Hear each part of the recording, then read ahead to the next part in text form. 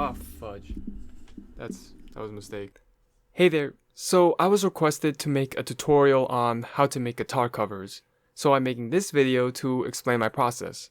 To be clear, I'm not going to teach how to play guitar or much music theory. Instead, this video is mostly just going to be me explaining my thought process, and hopefully you'll find that helpful. Anyway, Advaith also requested a cover of Revenge by Tan Fields, so I'm going to use that song for this video. Now, I've broken down my process into these 3 steps, so let's get started. Step 1. Find the chords. This step can be done super easily by just googling the chords, and if you're new to covering, I highly recommend doing that. Personally, I don't do that anymore. Instead, I try to find the chords by ear because I'm listening for the chords, the first thing I want to find is the scale. I do this to limit the chords to 7 likely possibilities. Now, the chords might exist out of these 7 or be some weird variant of them, but this gives us a good frame of reference to build upon. The way I like to find the scale is to play along and see where the notes land. Scales generally follow the same pattern, so once you find where the pattern is, you find the scale. Okay, so this song is a little bit weird because there's an extra half step in it, but regardless, the closest scale I can find is an F sharp major. However, this song sounds very minor-y, so I'm thinking it's the minor equivalent, which would be a D sharp minor. And that would make sense because then that weird third half step would be a major 7th for the scale, which would make this scale a harmonic minor scale, which I didn't know about and only learned after I googled it, so there's that. Anyway, since this is a D sharp, I can put a capo on the 1st fret to make it into a D minor shape instead of a D sharp, just to make it a little bit easier to play. So from this point onward, I'm gonna pretend I'm playing on D minor instead of D sharp minor. Alright, so now that we have the scale, it's time to find the chords. Now, I find the chords through brute force, which basically means I listen to the song and try to find one note of the chord being played, and then guess chords that have that note and find the one that fits best. If you're able to find the note, then you reduce the possible chords from 7 to 3, so it's pretty easy to just kind of test and figure out the chord from there. I do want to note that as you play more songs, you kind of get an instinct of like what chords go where and how they flow together. But when you don't know what chord it is, or when I don't know what chord it is, this is the default method I go for. So it's not great, but it works eventually. Definitely not that. Ooh, that sounds horrible.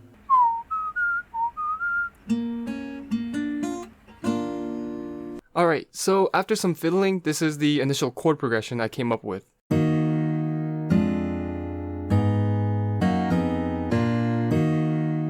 One thing I really like about this progression that I think you'd only get from making it by ear is this walk down here. I don't know if it's actually in the song, but it sounded right to me. It also works because you're walking down to a bass note of E, which is the 5th of A, which is also the 5th of D, so you're basically moving along the circle of 5ths. Anyway, that's some music theory that I don't know if you know or not, but yeah, it's really cool. It basically just leads in really well to the next part of the song. Anyway, this is not the final progression. Later on I did some testing and found out one part of it was not working too well. Can you guess which part? It's the E diminished. It's obviously the E diminished. This is a pop song. What pop song uses diminished?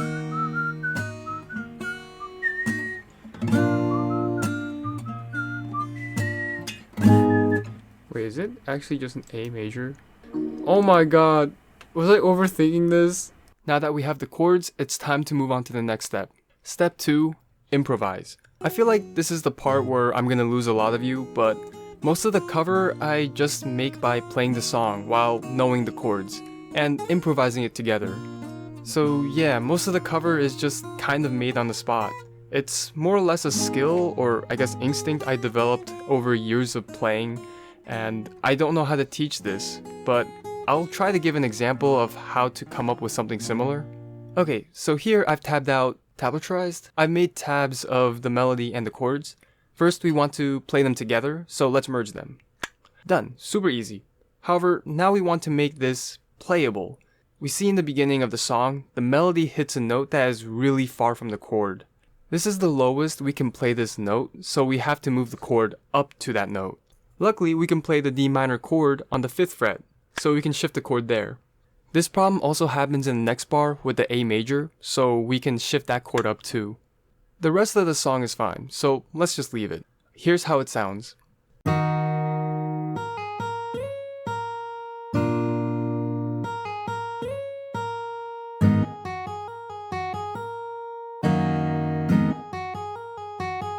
Now, this works, but it's super simple. To make it more interesting, we can break up the notes of the chords and play it along with the melody. So experiment with this and see what you like. Whatever you come up with doesn't have to be super complicated or intricate or anything. Just remember, if it sounds good, it is good. Anyway, now that we have a first draft, let's move on to the next step. Step 3. Refine. This is where I take that first draft and start adding more elements and polishing the existing ones and try to bring out as much flavor as I possibly can. This would mean adding the rhythm, tweaking the harmony, adjusting how I play the notes, or adding other things like harmonics or whatever. To do this, I listen closely to the song and find anything that stands out to me and try to incorporate it. One of the major challenges, which I find kind of fun, is the fact that this is only an acoustic guitar. So I'm really limited on what sounds I can produce, and I often have to find workarounds. But anyway, here's a compilation of me messing around. I'll label what I tried to do and what is scrapped and kept. But yeah, there's a lot. 1, 2, 3, 4. Okay, so it goes 1, 2, 3, 4, 1, 2, 3. Start with just the 3 on every third. So okay. So now I can kind of do with the 1 and 3. Let's do 1, 3, 1, 2.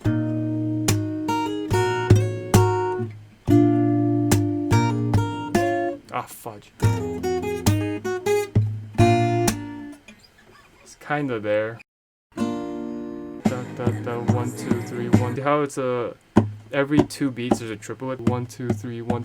I feel like you should try it. It's like the rubbing your tummy and patting your head kind of thing. It's so awkward. And you have to say 1, 2, 3. Again, I'm not playing the song anymore if I'm playing the rhythm. Ooh, that sounds horrible.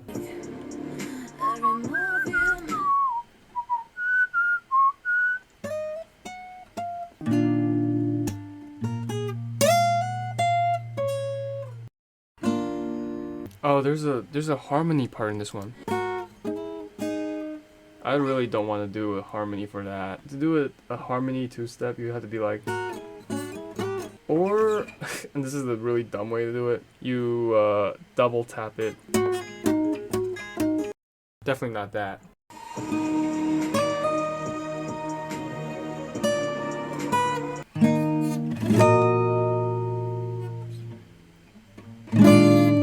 Ugh. I want to add more volume, especially this part where it goes. Because when you hear it from the song, it has this crazy like echo body to it. Let me find it. This is the wrong song. My bad. You see how they kind of echo it? I want to capture that. So the best way I can think of is just using like a flamenco strum with it. So, and then I want to kind of like gently do the same thing. So I want to do the whatever this picking technique where you just kind of do that.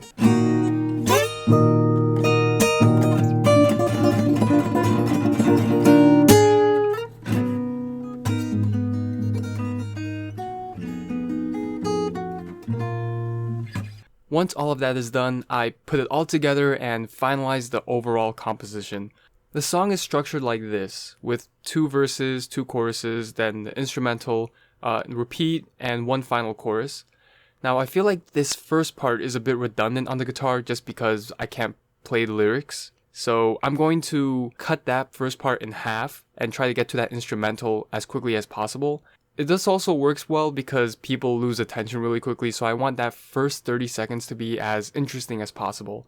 The second part is okay to keep as is just because the energy level is higher since that's the part with all the rhythms, and there's some more interesting parts as the song changes up a little bit. So the rest of the song can be kept as is. That's the structure of the cover done. Now I want to consider the dynamics. This song starts off more soft, then builds up, reaches its peak on the second part, and then settles down a bit at the end. To capture this in the cover, I play the first part without the rhythm and add the rhythm and some strumming to the second part. For the end, I want to exaggerate the decrease in energy, so I actually play it more softly than the beginning. And with that, the cover is done. Now, I already uploaded the cover separately, but I'll add it at the end of this video for completeness. But yeah, that's my process for making covers. As I learn more and get more experienced, I'll probably be able to make more interesting and elaborate covers, but I don't think my process will change much. So this video will probably always be a little bit relevant. But yeah, I hope this was helpful to anyone interested in making guitar covers, and good luck! Anyway, goodbye, that's it, the end. See you later. Huh.